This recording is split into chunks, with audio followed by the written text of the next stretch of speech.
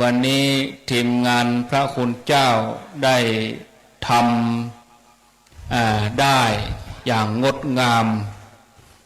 เป็นได้ใยแมงมุมใยแมงมุมนี่เหมือนดังพระพุทธเจ้าแผ่ข่ายพยานพระองค์แผ่ข่ายพยานไปสัตว์ตัวเล็กตัวน้อยสัตว์ตวโลกทั้งหลายแผ่ไปแมงมุมนี่เวลามันจะไปอยู่ปุ่นขอบข้างบุสัตว์ตัวใดติดดินยุนเตียวมาละเนี่ยเสร็จเข้าข่ายติดข่ายเก็บภาพไว้กำเนิดโอ้นิมนต์ไปทำวัดม่อนฤาษีนะครับ ปริวาสปีนี้ไปทำที่ปกอาจารย์กรรมวันที่11-12งานปริวาสที่ม่อนฤาษีสถานีก็กำเดียวรอสักกรรมประมาณทุ่มเกิงสถานีจะได้ตัดสัญญาณวันนี้ได้ถ่ายทอดพร้อมกัน24สถานีก็เดี๋ยวท่านมหาสมชาติมาเปลี่ยนเนอะถ้าเดี๋ยวทุ่มเกิงทุ่ม35นาทีก็เดี๋ยวเข้ารายการละไว้นี่แล้วก็จะไปทำธุระส่วนตัวเวลา2 ทุ่มก็อโภเรสาธรรมตอนนี้สถานีเป็นข่าวบางที่นี่เป็นข่าวนี่เกิงชั่วโมงทุ่มถึงทุ่มเกิงตะกี้6 โมงถึงทุ่มก็ถ่ายทอดออกไป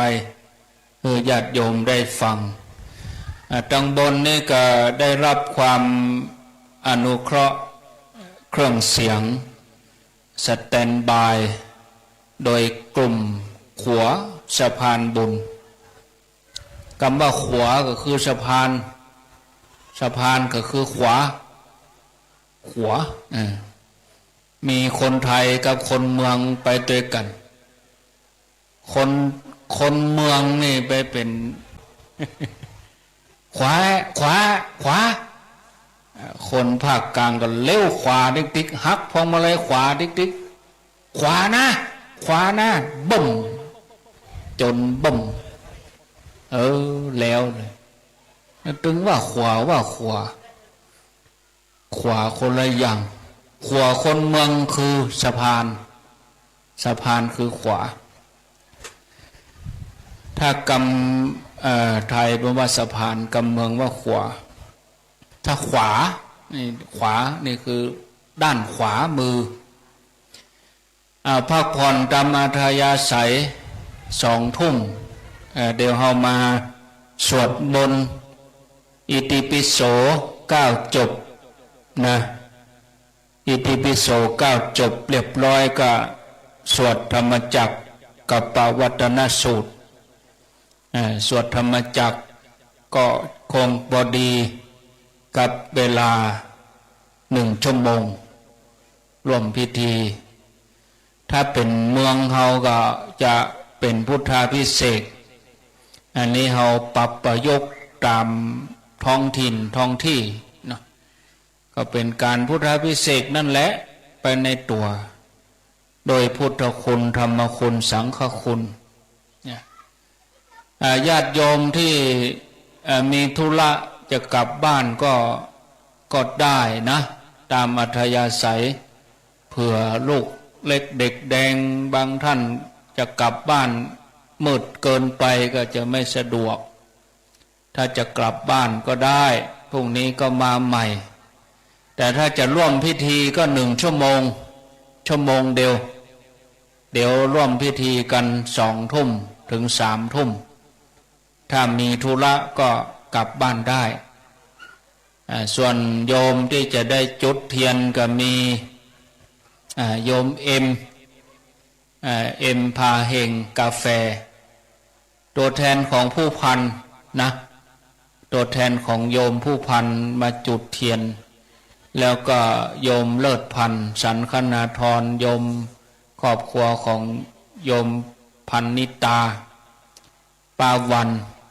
มาจุดเทียน ก็เดี๋ยว2 ทุ่มก่อนเนาะตอนนี้สถานีก็ได้ตัดสัญญาณไปสู่ญาติโยมที่ฟังก็ขอเจริญพรต้อนรับญาติโยมทั้งหลายที่ไหลวิทยุมาฟังตอนนี้ท่านกำลังฟังการประกอบพิธีถ่ายทอดเสียงพิธีเจริญพุทธมนต์สมโภชองค์พระพุทธรูปเมสามิกิพระแก้วมรกตจำลองจำนวน379 องค์ มีพระปางฤดูฝนฤดูหนาวฤดูร้อนพระพุทธปฏิมากรพระแก้วมรกตนี่ถือว่าเป็นพระศักดิ์สิทธิ์กู้กับเมืองไทยก็มีพระอยู่วัดพระแก้ววัดที่ไม่มีพระคือพระเป็นตนนะแต่พระแก้วก็มีพระนั่นนะอันนี้ท่านอาจารย์วาโยท่านได้บอกบุญญาติโยมพอชื่อนี่ไปแจ้เมืองไทยสักคนชื่อเจ้าภาพติดนี่นายหยางนายซางแช่นั่นแช่นี้ยอมมากินก๋วยเตี๋ยวเนอะรับประทานอาหารกันก่อนท้องอิ่มก่อนให้กินข้าวกันเรียบร้อยนะเด็กๆทั้งหลายญาติโยมกินข้าวกินน้ำกินข้าวเนอะกินข้าวก่อนไปรับประทานอาหารให้ท้องอิ่มอาจารย์วายโยนี่ท่านจะถือคติว่าก่อนทำอย่างใดอย่างอื่นให้ท้องอิ่มก่อนถ้าว่าท้องเต็มแล้วก็สบายใจเด็กน้อยทั้งหลายถ้าว่าบ่ได้กินนี่เดือดบ่ได้นี่ได้กินแล้วดับเงียบปิ้งขนมเค้กก็มีโดนัทก็มีปัดโทมารับเลยขนมต่างๆก๋วยเตี๋ยวกาขนมเค้กกาโดนัทกานี่อาจารย์วโยสั่งพิเศษมาให้ลูกๆกินข้าวแล้วก็ยังมีน้ำแถมน้ำส้มน้ำหวานเนาะโอ้ได้กินอิ่มกินเต็มบักกันบายากพระรูปเดียวเนี่ยมาทำคุณประโยชน์เลี้ยงเด็กน้อยเลี้ยงลูกเนนเป็นร้อยนะเป็นร้อยนอกจากจะเลี้ยงเด็กน้อยแล้วก็ยังเลี้ยง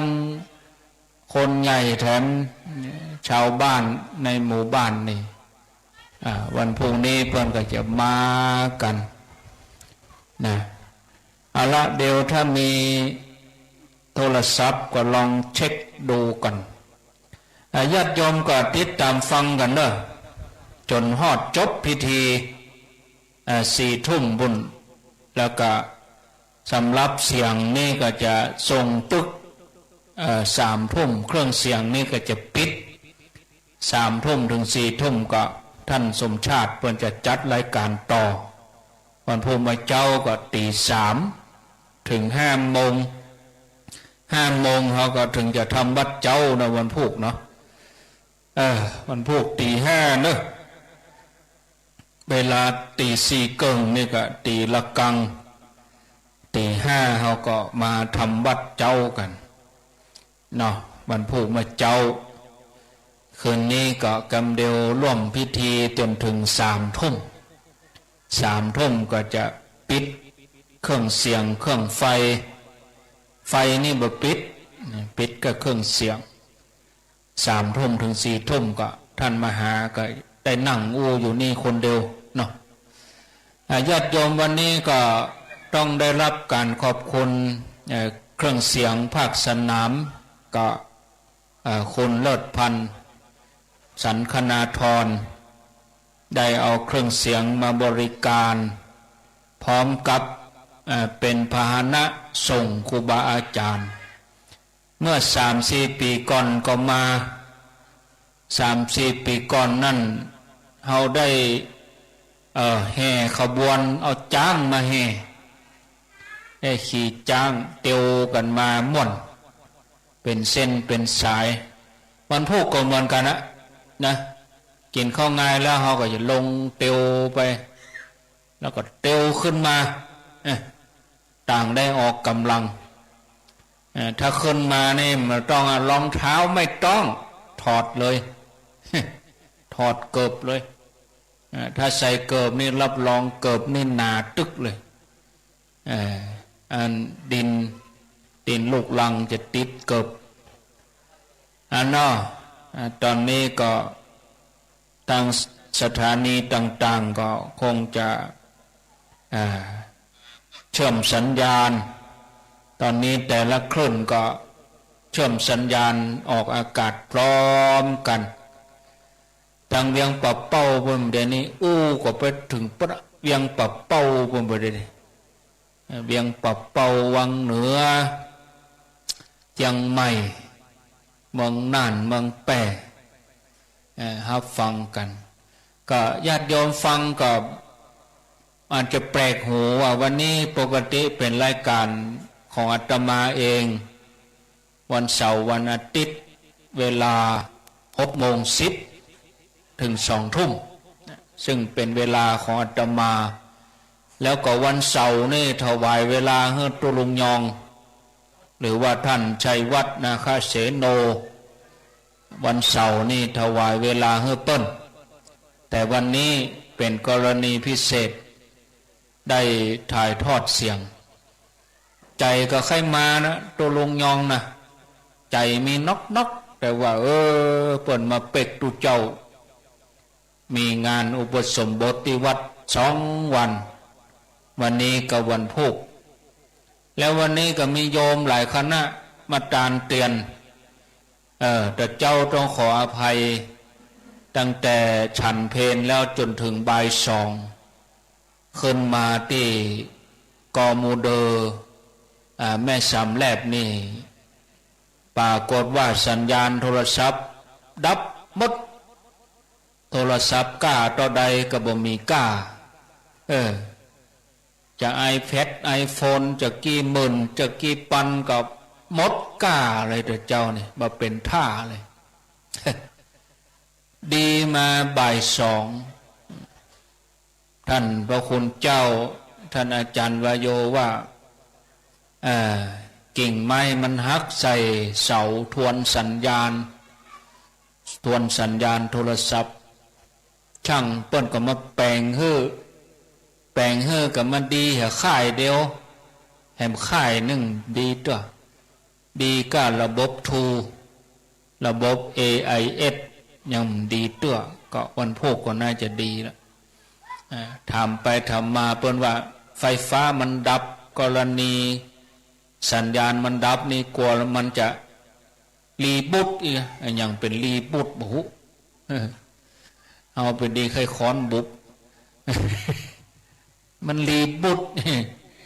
ดีบูตก็เมินหน่อยกลัวช่างเป็นแปลงมันก็ดีไปอย่างเนาะเอาบ่ได้ติดต่อยังเหมือนเฮาบ่ได้เกี่ยวข้องกับโลกไปอยู่จัดเมินก็ดีลงดีทุก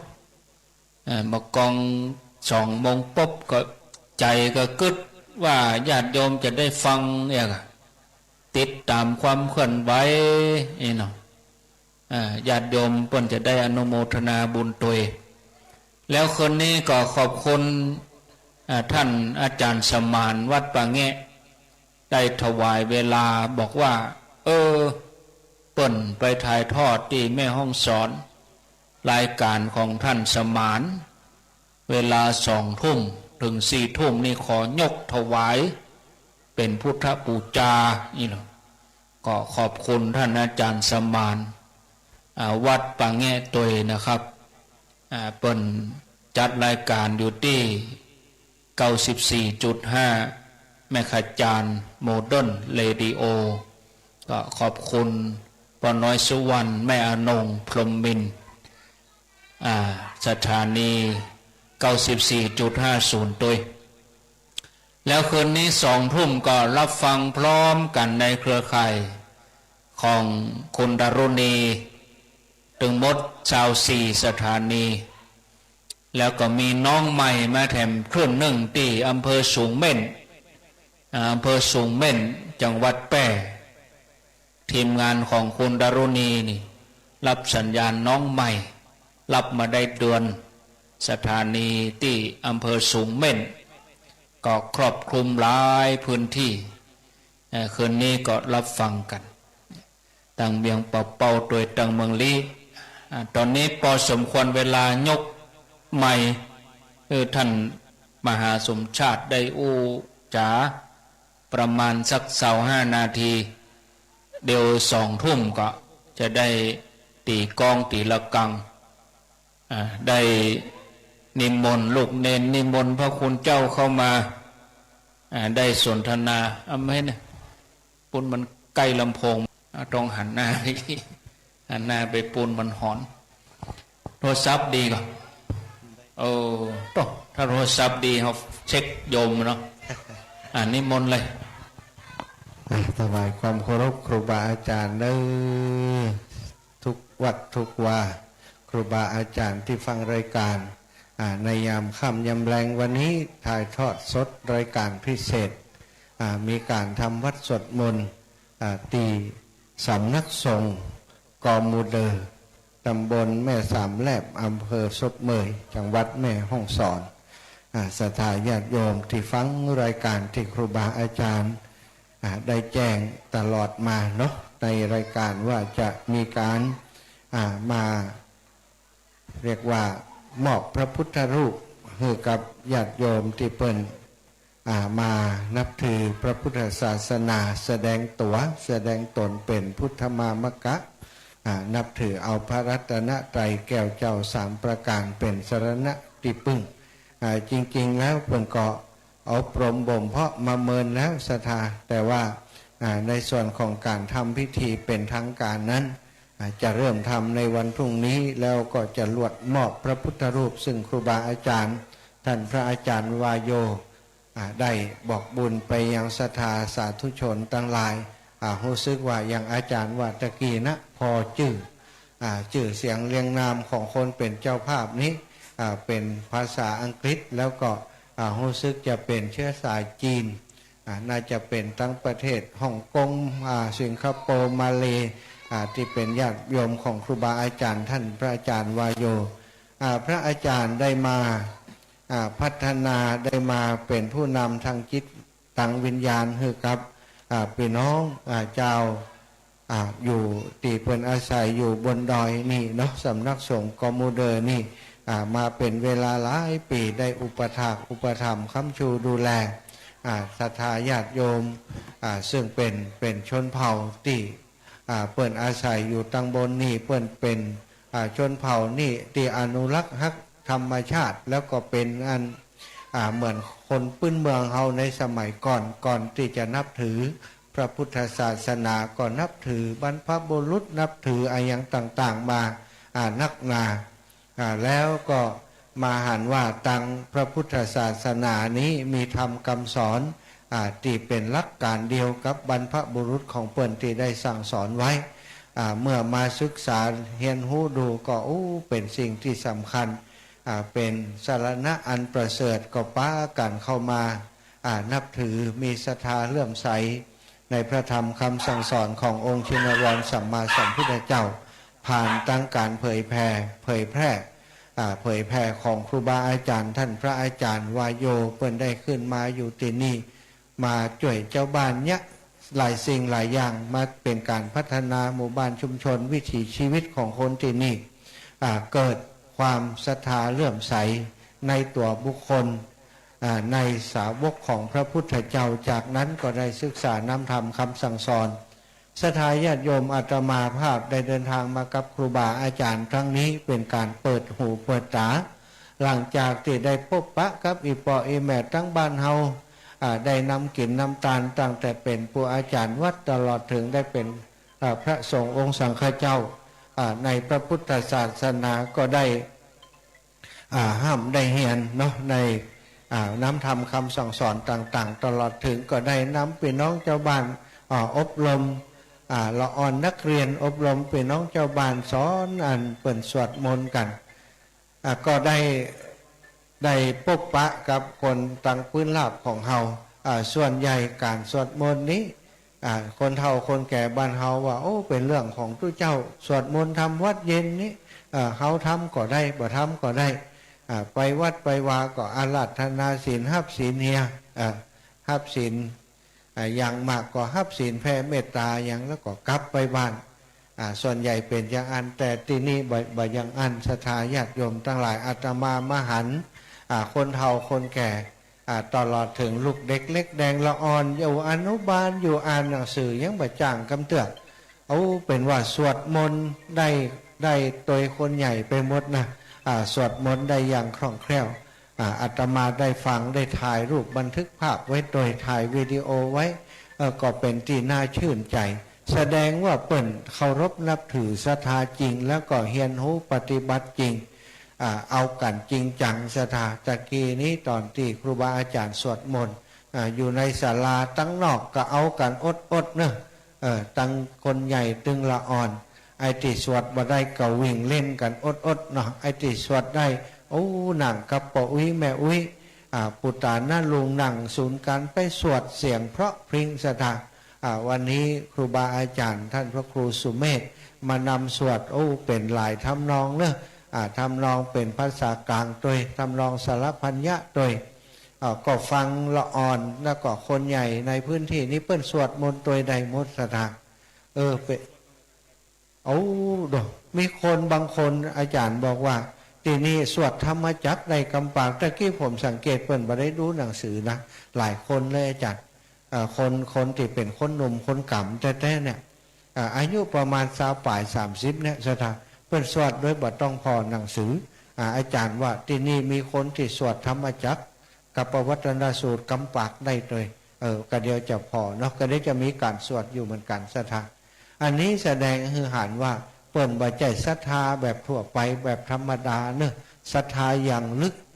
สามารถสวดมนต์ทำวัดใดปฏิบัติธรรมกับครูบาอาจารย์ได้อันนี้ถือว่าเอาจริงเอาจังเนาะกึดไปแล้วคนต่างลุ่มของเฮานี่นับถือกันมาเมินแล้วแต่ว่าบ่ได้อย่างหลักลึกเหมือนครับพี่น้องที่เปิ้นนับถือที่อยู่บนดอยที่นี่เนาะพี่น้องชาวเขาเผ่าปปากยอนี่อาตมาได้มีเพื่อนสนิทมิตรสหายอยู่ในเครือข่ายของสิ่งแวดล้อมก็ดีอยู่ในเครือข่ายของผู้ที่เรียกร้องสิทธิ์ทวงสิทธิ์เกี่ยวกับที่ดินอย่างต่างๆเคยได้ร่วมเวทีเสวนาอย่างต่างๆศรัทธาพี่น้องในชนเผ่านี้เป็นชนเผ่าที่ฮักธรรมชาติเป็นชนเผ่าที่เข้าใจการบริหารเรื่องของสิ่งแวดล้อมการอยู่กับป่าการอยู่กับป่าการอยู่กับธรรมชาติแล้วนิสัยโดยทั่วไปของเพื่อนนั้นเป็นนิสัยที่อบอ้อมอารีกันเป็นธรรมดาอาจจะสังเกตเห็นว่าถ้าชุมชนใดที่ชนเผ่าของเพื่อนอยู่นี้ธรรมชาติสิ่งแวดล้อมจะยังคงสภาพเดิมอยู่เป็นส่วนใหญ่ถึงจะมีเลือกส่วนที่เปิ้นเอาทำกินก็มีเป็นส่วนหนึ่งต่ออันบ่ใจทั้งหมดส่วนที่รักษาเป็นธรรมชาติเป็นต้นน้ำเปิ้นก็รักษากันไว้อันนี้ได้มาหันกับตาศรัทธาวันนี้เป็นภาพที่คงจะติดตาติดใจไปแหมเมินมีโอกาสก็จะมาแอวศรัทธาญาติโยมทั้งหลายที่ฟังอยู่ต่างบ้านก็เช่นเดียวกันเนอะถ้ามีโอกาสมาเปิดหูเปิดตาโอกาสไปนาหันว่าออกพรรษาแล้วครูบาอาจารย์จะปากันมาแหมรอบหนึ่งเนาะอาจารย์เนาะรอบออกพรรษานี่จะว่าจะมากันมีกิจกรรมตีใหญ่กว่าอีนี่วะศรัทธาเกียมฟังกันแล้วกันนะถ้าเหตุการณ์ปกติเหตุการณ์บันมีอย่างเปลี่ยนแปลงวันหน้าก็มาด้วยกันมาสร้างบุญญาปารมีด้วยกันครั้งนี้มากัน3 รูป 3 องค์อาจารย์ว่า เกือบไปแล้วนาวะ เกือบจะมาสี่ตังบางที่บางแห่งเปิ่นถือจะถ้าไปตุไปสี่ตนตุเจ้าไปสี่ตนนี่เปิ่นว่าไปงานอาวะมงคลวะไปงานศพนี่ส่วนมากสวดศพสี่ตนนี่นะ4 8 12ไอ้อย่างโมนี้นะเปิ่นว่าบ่ค่อยดี แต่ถ้าไป3ก็ดี5ก็ดี3 5 7 9เนี่ยเป็นมังคละมงคลว่าอันบังเอิญวันนี้จริงๆแล้วจะมาสี่แห่งรูปหนึ่งโอ้ติดภารกิจสงฆ์เปิดนิมนต์สวดหน้าไปก็จำเป็นต้องถอนตัวไปเหลือแต่อาตมาภาพ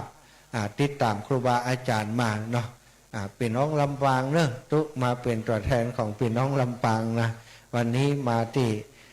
ตำบลแม่สามแลบอำเภอซบเมยจังหวัดแม่ฮ่องสอนช่วงนี้ชีพจรลงเท้าเปลี่ยนรองเท้ากูใดก็ได้เดินทางอยู่ติ๊กๆเนาะ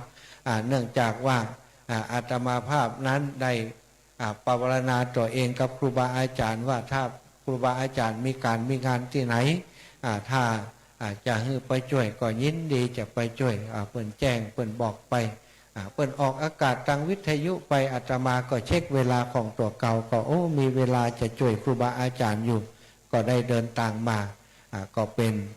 อย่างน้อยก็มาเป็นเปิ่นเปิ่นจ่าอย่างตอนนี้เนาะครูบาอาจารย์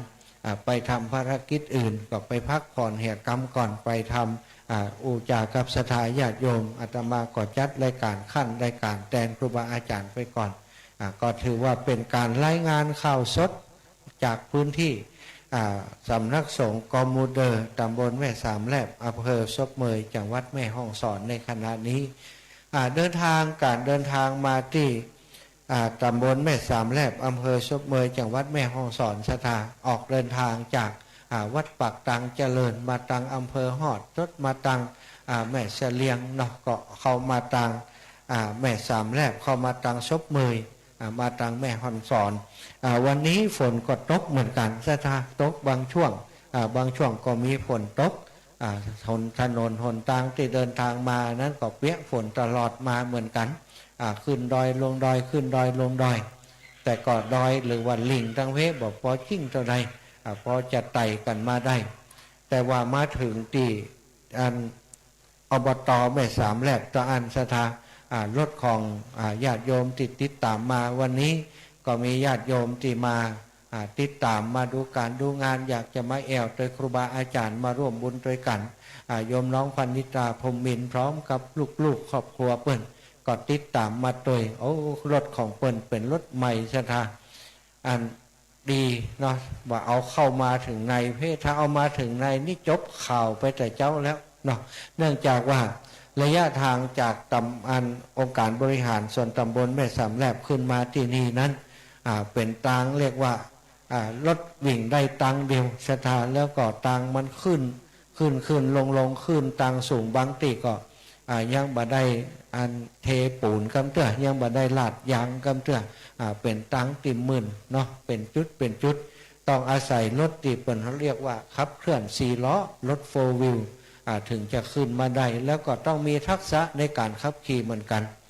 ถ้าทักษะบดีนี่ก็ปิ้นจะเล่นง่ายๆเหมือนกันนะ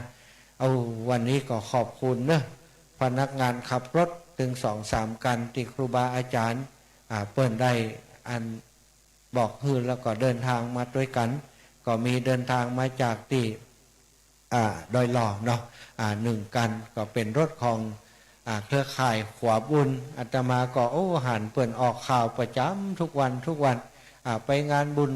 ไปงานบุญหันนี่กับครูบาอาจารย์ลงข่าวกิจกรรมเป็นการ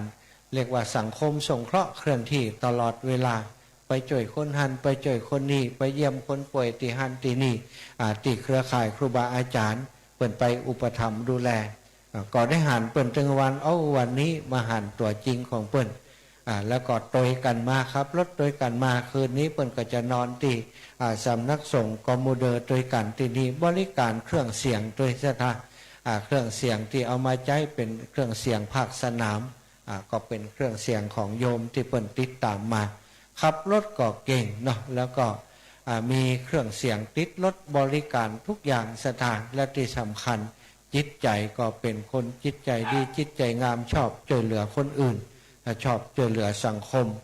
เป็นจิตใจโพธิสัตว์ก็เหมือนกับครูบาอาจารย์ท่านอาจารย์วาโยที่มาอยู่ที่นี่ท่านอาจารย์ว่าอันในหมู่บ้านนี่ก็เกือบจะทุกหลังคาเรือนที่อาจารย์ดูแลเหมือนกับญาติพี่น้องลูกๆหลานๆธารกาเด็กน้อยหมู่นี้ห่ำเฮียนหนังสือก็ส่งดูแลเขากันนักหนาเอาไปบวชเป็นสามเณรก็มีหลายสถานอันนี้ก็ถือว่าเป็นพระสงฆ์องค์สังฆเจ้าที่บำเพ็ญตัวสร้างประโยชน์แก่สังคมส่วนรวมแล้วที่สำคัญก็คือเป็นพระสงฆ์ที่ติดดินเป็นผู้ที่เผยแผ่อยู่กับพี่น้องเจ้าบ้านแบบคนในครอบครัวแบบปีกแบบน้องทั้งที่โดยพื้นเพแล้วท่านอาจารย์วายโยนั้นบัดได้เป็นคนเหนือบัดได้คนพื้นที่พื้นถิ่นสถาน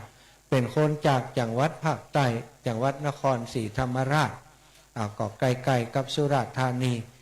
พี่น้องอยู่จังหวัดภาคใต้บุญญาปารมีของเปิ้นได้มาแผ่บุญญาปารมีอยู่ตรงนี้ก็เป็นที่ศรัทธาเลื่อมใสของพี่น้องที่อาศัยอยู่ตังบ้านกอมูเดอร์ที่นี่เนาะทุกหลังคาเรือนจะฮักครูบาอาจารย์ท่านอาจารย์วายโยนี่เป็นเหมือนกับคนในครอบครัวก็หันวันนี้แล้วเนาะละอ่อนเข้ามาหาก็ไปกราบไปไหว้ไปสาไปอุปจากับครูบาอาจารย์เพิ่นก็มีขนมนมเนยอย่างมอบให้ตลอดตะกี้สวดมนต์กันไปก็มี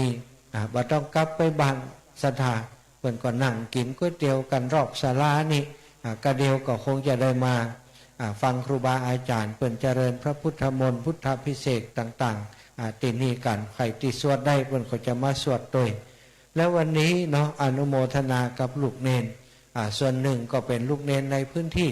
ส่วนหนึ่งก็เป็นลูกเนนติดตามครูบาอาจารย์มาช่วยการช่วยงานจัดสถานที่มาช่วยกันประดับประดาสถานที่ปัดกวาดเพลพัดเจ็ดถูศาลาที่นี่ก็ได้กำลังจากลูกเนนจากน้องเนนลูกเนนช่วยกันทุกปีทุกน้องก็ได้มาช่วยกันครูบาอาจารย์ที่เป็นเจ้าหัววัดอยู่ใกล้ๆนี่ที่